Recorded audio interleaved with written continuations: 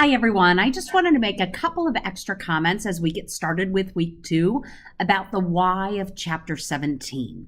So while the other video talked more specifically about chapters 3 and 4, I want to mention a few things out of structure. Now, while the textbook authors didn't ask for my opinion about where they put chapter 17, here's what I want you thinking about.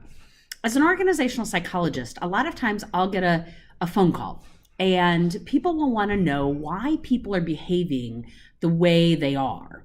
So I'm going to say this with a little bit of humor in my voice, okay? So note that this isn't a completely serious example, but you'll get my drift.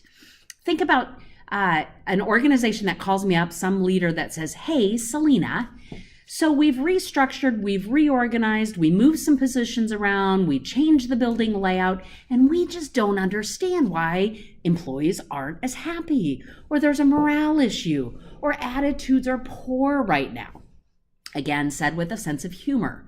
But here's what I want you thinking about. Anytime you move space, anytime you restructure reporting relationships, we don't often have the opportunity to structure a company from scratch. So we inherit a structure, and we shouldn't be surprised about the behavior it's producing. Remember, in week 1, we talked about the interface between the organization and the individual.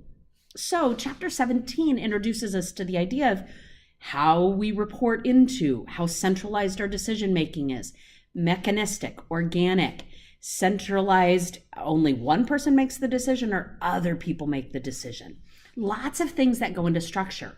Span of control. How many people do I supervise? That's very different if I have 5 people versus 50 people. So I want you to really look around at organizations you're familiar with. Pull up an organizational chart.